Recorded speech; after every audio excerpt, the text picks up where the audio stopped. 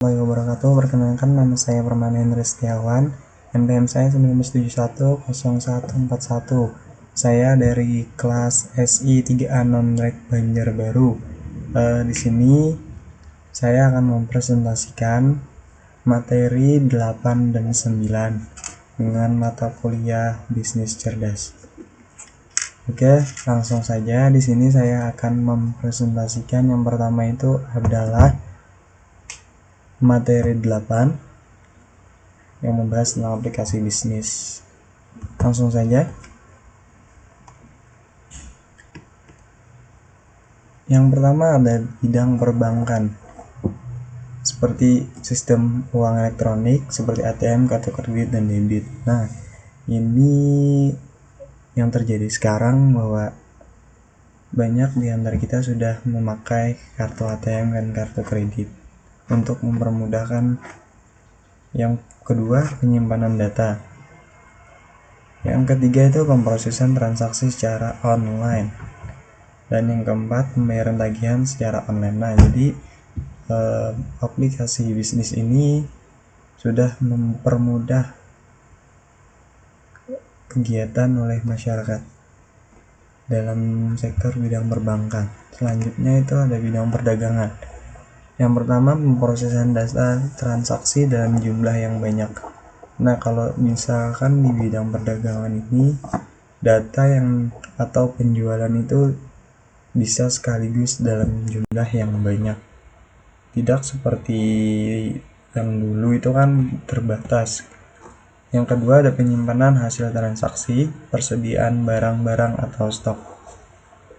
Selanjutnya pembuatan laporan keuangan, faktur, surat-surat, dokumen, dan lain-lain. Nah, dalam bidang perdagangan ini kita bisa membuat aplikasinya itu.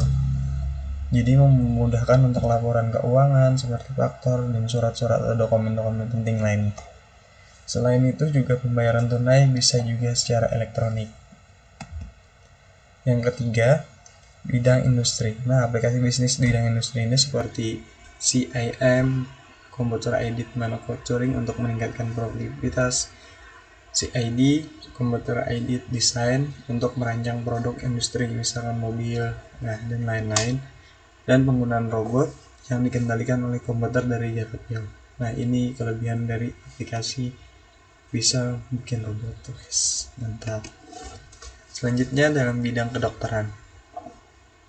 Aplikasi bisnis dalam bidang kedokteran yang pertama itu bisa membantu dokter dalam mendiagnosis penyakit pasien. Yang kedua CIT, Computer Axial Tomography untuk menghasilkan gambar sinar X yang bergerak.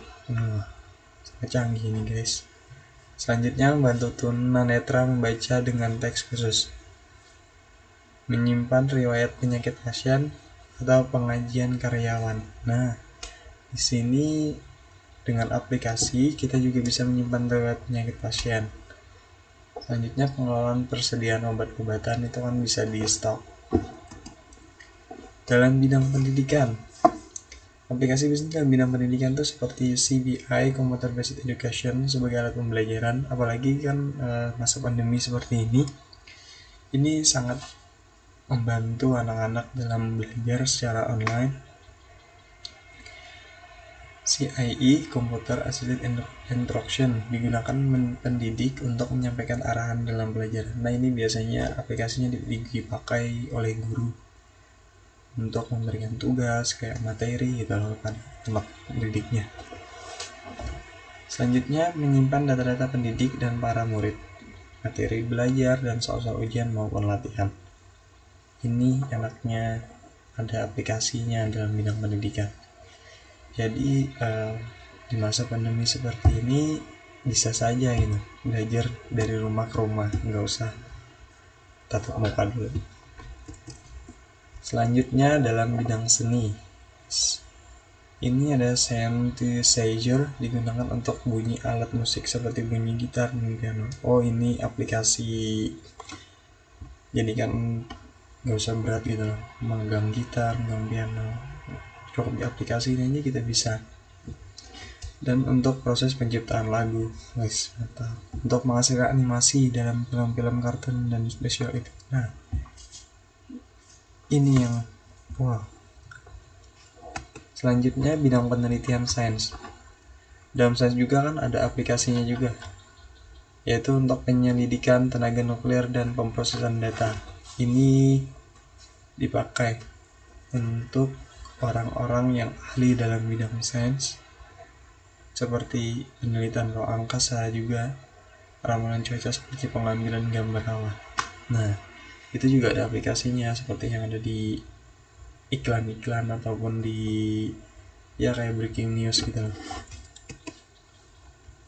Bidang rekreasi, sebagai alat rekreasi seperti game online. Boys, ini anak muda zaman sekarang. Roller coaster yang dikendalikan oleh komputer. Nah, berarti roller coaster ini juga pakai sistem online, pakai aplikasi juga, bro. Ada yang ngatur. Bidang hankam, seperti kapal perang dan kapal terbang, dipasang peralatan komputer untuk membantu navigasi atau serangan yang lebih tepat. Wow, ini seperti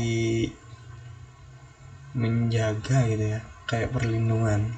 Jadi dia musuh itu kalau jaraknya dekat ataupun jauh gitu udah kelihatan. Mantap. Untuk simulasi perang dan terbang.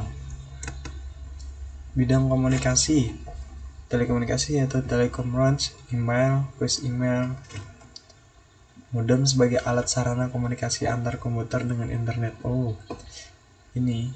Dan bidang komunikasi lainnya juga seperti kita handphone, ya kan. Handphone itu kan digunakannya macam-macam gitu, jadi sangat membantu masyarakat.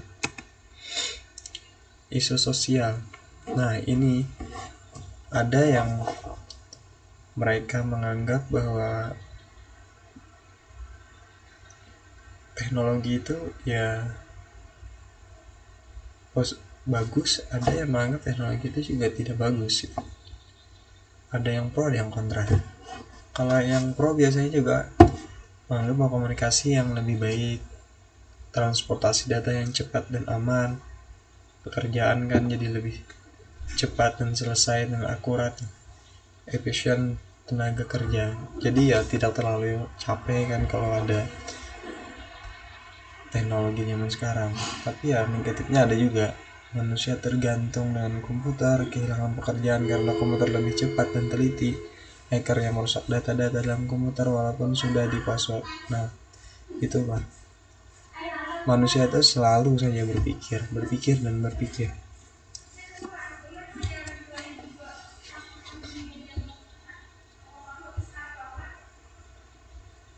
Oke. Di sini saya kembalikan dulu ya, karena materinya sudah habis yang materi 8, selanjutnya materi 9. Nah, di sini saya membaca sebuah artikel dari Nizar Faisal Hakim, Alia, dan Gulam Asyuri Bintoro. Di sini judulnya yaitu perancangan aplikasi promosi dan pencarian usaha mikro kecil dan menengah di Ponorogo berbasis Android. Jadi di sini mereka menceritakan gitu, bagaimana aplikasi ini dibuat dan untuk memenuhi kebutuhan dari masyarakat untuk lebih efektif menggunakannya. Jadi aplikasi ini berbasis Linux yang dirancang untuk perangkat bergerak layar sentuh seperti telepon genggam yang berbasis Android yang diharapkan kan akan membantu pelaku bisnis maupun konsumen dalam memenuhi kebutuhan akan media promosi yang tepat dan efektif. Mereka juga menggunakan metode yang digunakan dalam perancangan ini. Aplikasinya adalah seperti waterfall. Perancangan aplikasi itu menggunakan bahasa pemrograman Java dan PHP, bos. Dan basis datanya menggunakan Firebase. Setelah diuji coba, aplikasi ini berjalan dengan baik. Aplikasi ini bisa menampilkan promosi dari suatu produk dari sebuah usaha mereka itu. Jadi mereka ini bikin suatu aplikasi untuk para usaha mikro kecil. Nah, di sini dan mereka berhasil, mereka bisa membantu para pelaku usaha mikro kecil. Dengan fitur itu